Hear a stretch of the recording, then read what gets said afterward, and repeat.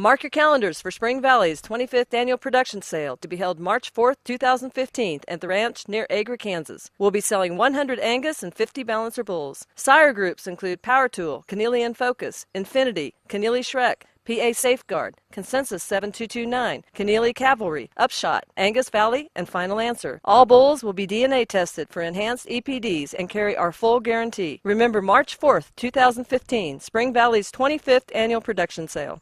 We're in Omaha at the ABA Ag Lenders Conference, and joining us, Mark Gold from Top Third Ag Marketing. Mark, of course, based in Chicago and a very familiar person in the Midwest. And Mark, the theme here is big times call for big data. And what you talked about was, can we overload on data? Well, you know, one of my concerns is that guys try to take this data, put it in some kind of package to sell it to the American farmer as a way of managing risk. So if the yields nationally point to lower yields, they want to get long something. If they point to higher yields, they want to get short something. And I don't think that's necessarily the best way to play that game. In my opinion, if you've got good yield data, it shouldn't be used to determine if you're bullish or bearish a market. It should be used to determine how to skew an option purchase. So if we expect yields to be huge, 48, 50 bushel beans, you don't get bearish off of that, but you should be willing to spend more money for a put option at a closer strike price than you would have if the number was a 42. If it's a 42 and we expect prices to go up, then if you are making cash sales, you immediately want to buy a call option, and you want to buy that call closer to the money and spend a little bit more money for it. So the fundamentals don't change, even though we have maybe more data, but we're not exactly sure maybe how to use it? Yeah, and again, my concern is that guys will use it to get bullish or bearish, which I don't think is necessarily the right thing to do.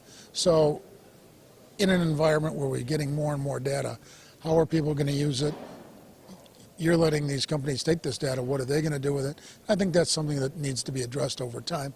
But I think in the long run, the more information you have, the better it's disseminated, the better off the marketplace is. You've been a long time a participant in this conference. You've seen the highs and the lows, and boy, just some 2 years ago, we were really surfing high, especially in those grains. The livestock guys were a little bit different. Now the role has reversed. I guess first off, did you think that grains would have the fall off as quickly as it did? Well, I've been saying for about a year that I thought that the high prices were going to cure high prices and that farmers around the world would produce more, demand would take a hit, and prices would go back down. We've always done that. And did I think we could go this low, this quick? I thought it would take this next growing year to really see $3 corn. But unfortunately, with where the carryouts are today for 2015, if we have a decent growing crop in the United States, we could certainly see sub $3 corn, sub $8 beans.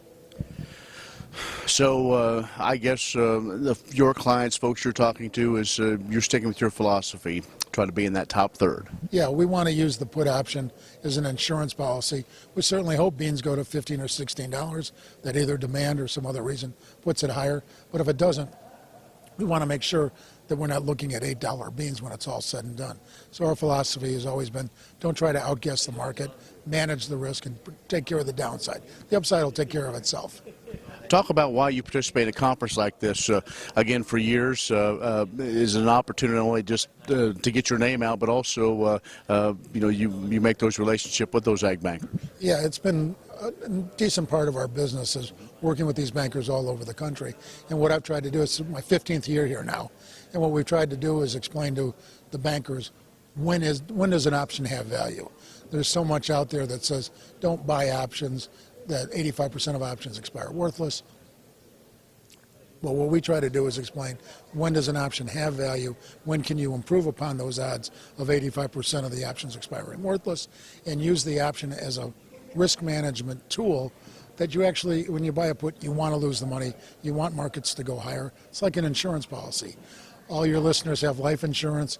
Do they want to lose the premium every year? Of course they do. They don't want to cash in on the policy. They want to lose the premium and to stay healthy. It's the same thing buying a put. It's an insurance policy. You want to lose the premium and have the market stay healthy. Let's look at a couple of those outlying factors. It was announced when sign-up begins for some of the options in the new Farm Bill. Bio indications are we're very close to going back and farming for the farm bill rather than farming for the market. Is that a concern, and are other outside influences a concern as we look in that short to mid-term? Well, I've always said leave it to the government to do the exact wrong thing at the exact right time, and this may be another case of that. Certainly, with another big crop, we could be in for lean times. But again, low prices will cure low prices.